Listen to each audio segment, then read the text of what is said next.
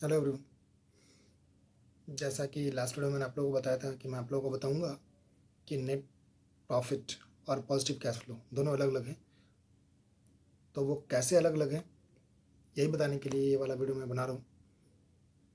हो सकता है बहुत सारे लोग जानते होंगे, बट स्टिल एक बार मैं इसको अपने वर्ड्स में डिस्क्राइब कर रहा हूँ ताकि आप लोगों को थोड़ा बेनिफिट मिले। हो सकता है आप लोगों को थोड़ी नॉलेज एनहेंसमेंट होगी इससे।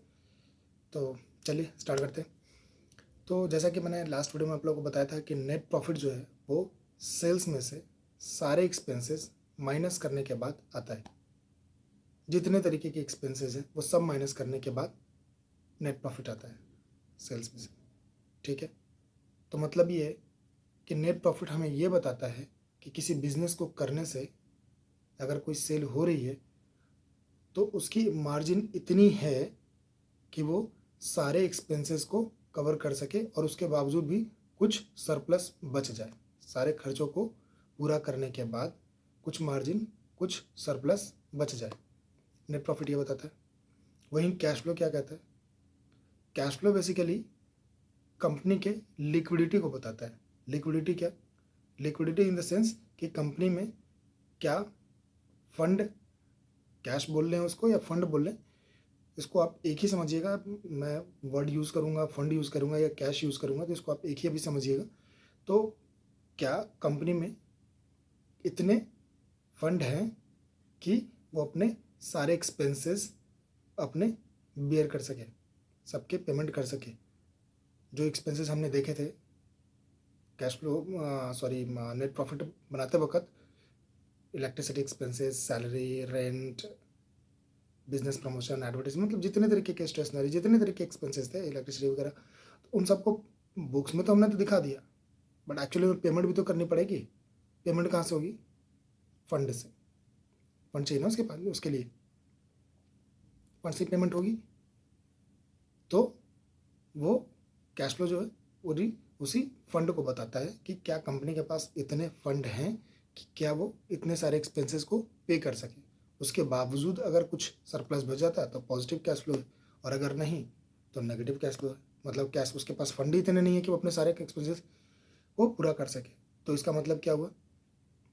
इसका मतलब ये है कि बेशक कंपनी की प्रॉफिट जो है वो पॉजिटिव है, मतलब नेट प्रॉफिट तो है, कंपनी के पास प्रॉफिट तो है, लेकिन कोई ज़रूरी नहीं है कि कंपनी के पास फंड भी पॉजिटिव हो। कैसे? इसको एग्जांपल से समझते हैं। मान लीजिए कोई एक कंपनी है जो सेल करती है कुछ भी, 10 करोड़, 20 करोड़, 50 करोड़। अब सेल जो है और उसकी उसने प्रॉफिट भी दिखा दिया, 5-6 लाख रुपए का प्रॉफिट उसने दिखा दिया, 7 लाख की। अब सेल आप लोगों को पता है, सेल उधार भी होती है, क्रेडिट भी होती है और नॉन क्रेडिट भी होती है। नॉन क्रेडिट वाली जो है, मतलब जिसको नगद ही बोलते हैं, तो जो नगद सेल है उसकी पेमेंट तो तुरंत ही आ जाएगी, ऑनलाइन के थ्रू, कैश में, जैसे भी बैंक में आ जाएगी या कैश दे देगा, जैसे भी पेमेंट कर देगा वो तो आ जाएगी। लेकिन जो उधार में जो सेल हुई है उसका क्या? उसकी पेमेंट तो टर्म्स के अकॉर्डिंग आएगी, 2 महीने में, 3 महीने में, 6 महीने में, पॉसिबल कई बार ही आती है। तो पेमेंट तो आई नहीं, खर्चे यहाँ हैं पेमेंट करने, खर्चों के, तो कैसे होंगे वो? तो इससे ये पता लगता है, क्योंकि जैसे ही वो सेल हुई तो वो तो साल के सेल में वो दिख जाएगी, बिल कट गई और वो सेल में ऐड हो गया। नेट प्रॉफिट भी उसके अकॉर्डिंग हम माइनस करके निकाल देंगे, मार्जिन में से सारे खर्चे माइनस करके नेट प्रॉफिट निकाल देंगे। नेट प्रॉफिट तो है, लेकिन यहाँ पेमेंट जो करने के लिए जो फ्लो आने चाहिए, जो डेटर से पैसे आने चाहिए, कस्टमर से पैसे नहीं, वो तो आए नहीं। जैसे ऐसा होता है ना कि नेट प्रॉफिट होने के बावजूद भी कोई ज़रूरी नहीं है कि कैश फ्लो पॉजिटिव हो। प्रॉफिट वाली कंपनी के भी कैश फ्लो नेगेटिव हो सकते हैं। ठीक है, उसी तरह उल्टा भी हो सकता है। कोई ऐसी कंपनी जो लॉस में है बट उसकी कैश फ्लो पॉजिटिव हो सकती है। कैसे? मान लीजिए कोई कंपनी जिसने सेल करी उसकी मार्जिन इतनी ना ही हुई कि वो अपने सारे एक्सपेंसेस को बेयर कर सके, लॉस हो गई कंपनी को, कुछ भी रीज़न हो सकता है, स्टॉक खराब हो गया, आग लग गई, कुछ भी, XYZ कोई भी रीज़न, मार्जिन उतनी नहीं थी, कंपटीशन में मार्जिन ही कम कर दिया कि बाद में देख लेंगे, कमा लेंगे, अभी मार्जिन कम कर दिया, लॉस हो गई। तो यहाँ तो लॉस है, लेकिन कंपनी, हो सकता है कि कंपनी की कोई प्रॉपर्टी पड़ी हो, जो उसने सेल आउट कर दी हो, उससे फंड आ जाएगा, और जैसे ही फंड आया तो उससे पेमेंट हो जाएगी सारे एक्सपेंसेस की। हाँ, बेशक ये कंपनी से रिलेटेड फंड नहीं है, कंपनी से रिलेटेड जो है उसके सेल परचेज से रिलेटेड नहीं है, लेकिन कंपनी में आई तो बेशक।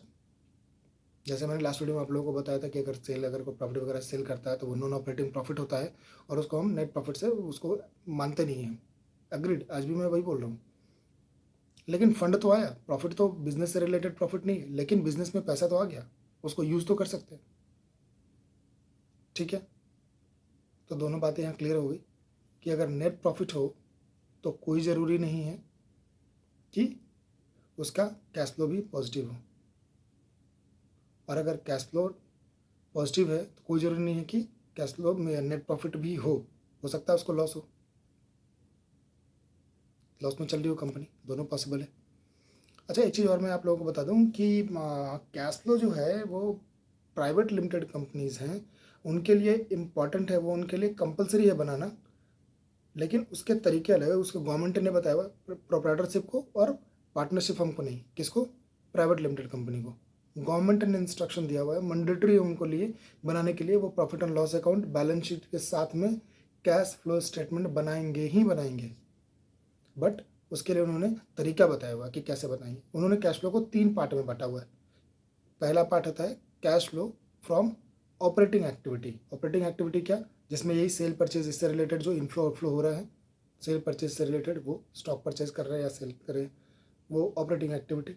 दूसरा जो इन्वेस्टिंग एक्टिविटी है, cash flow from investing activity. ये क्या, जिसमें कि कुछ एसेट्स वगैरह बेच रहे हैं, मशीन बेच दी, कार बेच दिया, प्रॉपर्टी बेच दी, बिल्डिंग बेच दिया, तो ये होगी investing activity, cash flow from investing activity, plus minus कुछ भी। उसके बाद आता है cash flow from financing activity. ये क्या है, इसमें जो फंड लोन से रिलेटेड है, शेयर इशू कर दिए कंपनी ने, तो कैपिटल से रिलेटेड, मतलब कि कैपिटल से आ गया पैसा, शेयर इशू कर करके, या फिर कोई लोन ले लिया या लोन की पेमेंट कर दी है, तो इनफ्लो आउटफ्लो कुछ भी उससे रिलेटेड, तो ये आ गई cash flow from financing activity. तो ये 3 एक्टिविटी गवर्नमेंट ने बनाए हुए, कौन कौन से, cash flow from operating activity, cash flow from investing activity, और cash flow from financing activity. ये 3 तरीके, तीनों पूरे बिजनेस के को इन्होंने 3 पार्ट में बांटा हुआ है, और इसमें उनको कैश फ्लो स्टेटमेंट बना करके देना होता है कंपनी को। ठीक है, अब कंपनी, अच्छा एक बात और, एक बात बताइए, जो कंपनी प्रॉफिट में तो है लेकिन उसकी कैश फ्लो जो है वो नेगेटिव है, लिक्विडिटी क्रंच है, तो क्या ऐसे कंपनी को कोई सा भी बैंक, फाइनेंशियल इंस्टीट्यूशन पैसा देगा? अच्छा, उनके पास रास्ते क्या बचते हैं, जिनके प्रॉफिट तो हैं लेकिन उनके पास कैश फ्लो नहीं है। 2 ही रास्ते हैं, या तो वो अपना फंड लेकर के आए, बल्कि 3 रास्ते हैं। एक तो या तो अपना फंड लेकर के आए, दूसरा किसी फाइनेंशियल इंस्टीट्यूशन से, बैंक से या एनबीएफसी से पैसा ले, और तीसरा कि प्राइवेट फाइनेंसर जो मार्केट में जो बैठे होते हैं, वो साहूकार, वो दे दे उनको पैसा ब्याज पे। तो बैंक क्या या कोई भी फाइनेंशियल इंस्टीट्यूशन क्या ऐसे कंपनी में को देगी पैसा जो कि फाइनेंशियल क्रंच में हो? प्रॉफिट होने के बावजूद भी अगर वो फाइनेंशियल क्रंच में है, तो हम तो देखते कहते हैं यार 20 लाख का प्रॉफिट है, 30 लाख का प्रॉफिट, तो बहुत अच्छी कंपनी, बहुत बड़ी कंपनी है, कोई फ़र्क नहीं पड़ता 20 लाख 30 लाख की अगर प्रॉफिट दिखा रहा है तो, टैक्स पे कर रहा है तो। हमें दूसरा एंगल भी देखना पड़ेगा उसका। कंपनी को अगर जज करना है तो सिर्फ प्रॉफिट देख करके कंपनी को जज नहीं कर सकते, अच्छी कंपनी है बुरी कंपनी है, उसकी लिक्विडिटी भी मैटर करती है। तो ऐसे किसी भी कंपनी को क्या कोई भी बैंक देगा पेमेंट?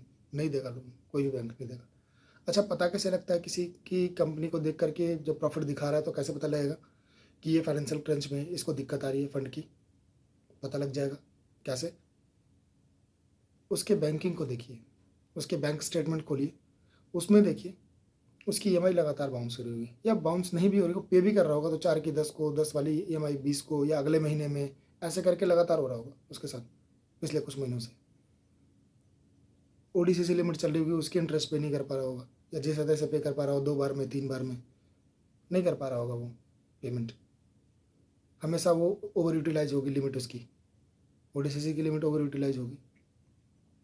तो एक तो तरीका ये है, ईएमआई बाउंस है, ओडीसीसी की लिमिट अगर ओवर यूटिलाइज है, इंटरेस्ट पे नहीं कर पा रहा है, ठीक है, दूसरा कि स्टैच्यूटरी ड्यूज़ क्या होता है?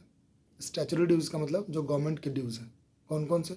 Income tax, GST, provident fund के, जिन कंपनियों पर प्रोविडेंट फंड लगता है या ईएसआई लगता है, उन सब की पेमेंट अगर वो टाइम से नहीं कर रहे, ड्यूज़ बकाया है, वो पड़ा हुआ है।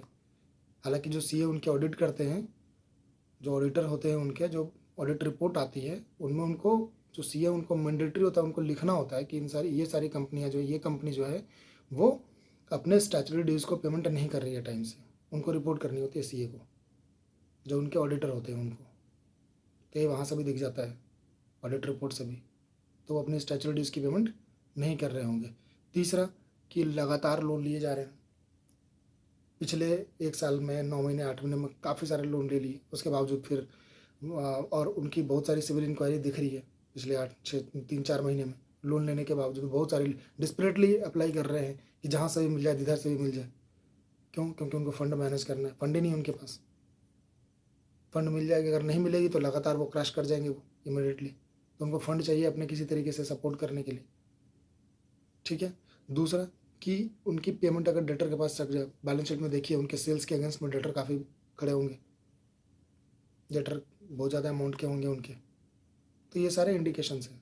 ईएमआई ना देना, आपके लोन बहुत ज़्यादा ले लेना, अगर सिविल इंक्वायरी बहुत ज़्यादा आ रही है, स्टैच्यूटरी ड्यूज़ अगर पे नहीं कर पा रहा है, ESI, PF, income tax, GST वगैरह काफ़ी 3 महीने 6 महीने 8 महीने की पेंडिंग है, तो क्योंकि उन पर इंटरेस्ट भी लगती है और पेनल्टी भी लगती है गवर्नमेंट की, और गवर्नमेंट कभी भी एक्शन भी ले सकती है।